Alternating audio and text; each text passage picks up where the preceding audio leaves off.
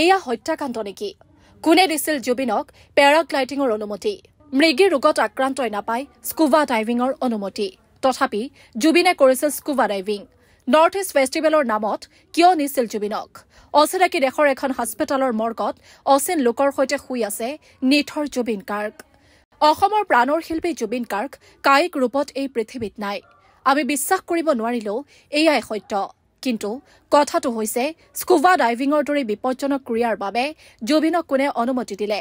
যোৱা 4 বছৰ মৃগী ৰোগত আক্ৰান্ত হৈ থকা জুবিনে কেনেকৈ পানীত নামি পেৰাগ্লাইডিং কৰিবলৈ সুবিধা পালে? ছিংগাপুৰ চৰকাৰৰ নিয়ম অনুসৰি হৃদৰোগত আক্ৰান্ত লোকসকলকেই স্কুবা ডাইভিং কৰিব নোৱাৰে।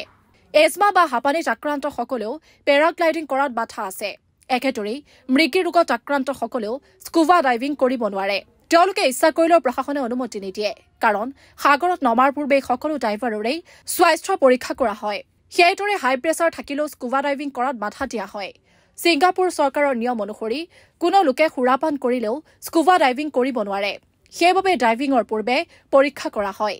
কিন্তু জুবিনৰ এনে পৰীক্ষা কিয় কৰা নহল? কোনোবাই নৰ্থ ইষ্ট ফেষ্টিভেল পাতি বেপাৰ কৰিলে, পৰিণামত অসমে হেৰুৱালে মুক্তা। সাগৰতলিত অসমৰ মুক্তা ডুব গ'ল। কোনোবাই অসুস্থ জুবিনক টানি আজুৰি নি টকা ঘটিলে। তাৰ পৰিণাম অসমীয়াই ভোগ কৰিলে।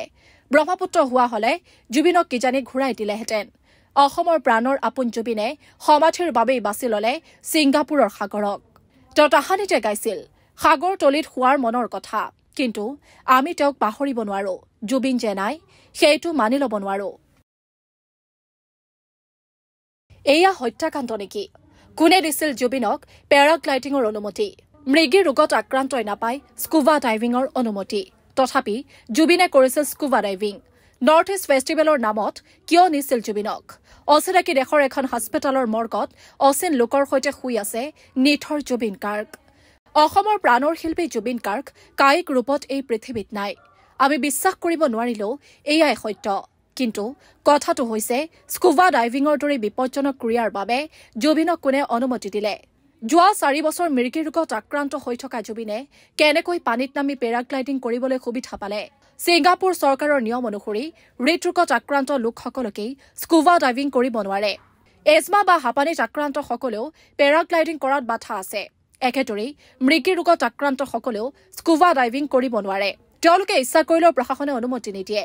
কাৰণ সাগৰত নমাৰ পূৰ্বে সকলো ডাইভাৰৰেই স্বাস্থ্য পৰীক্ষা কৰা হয়। সেইদৰে হাই প্ৰেছাৰ থাকিলেও স্কুবা ডাইভিং কৰাত বাধা দিয়া হয়। ছিংগাপুৰ চৰকাৰৰ নিয়ম অনুসৰি কোনো লোকে সুৰাপান কৰিলেও স্কুবা ডাইভিং কৰিব নোৱাৰে। সেইবাবে ডাইভিঙৰ পূৰ্বে পৰীক্ষা কৰা হয়। কিন্তু জুবিনৰ এনে পৰীক্ষা কিয় কৰা নহল? কোনোবাই নৰ্থ ইষ্ট ফেষ্টিভেল পাতি বেপাৰ কৰিলে, পৰিণামত অসমে হেৰুৱালে মুক্তা। সাগৰতলিত অসমৰ মুক্তা ডুব গ'ল। কোনোবাই অসুস্থ জুবিনক টানি আজুৰি নি টকা ঘটিলে। তাৰ পৰিণাম অসমীয়াই ভোগ কৰিলে।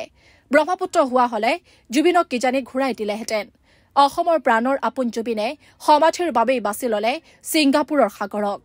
তেওঁ তাহানিতে গাইছিল সাগৰতলিত শোৱাৰ মনৰ কথা। কিন্তু আমি তেওঁক পাহৰিব নোৱাৰো। জুবিন যে নাই সেইটো মানি ল'ব নোৱাৰো। News desk report বাৰ্তাইনী।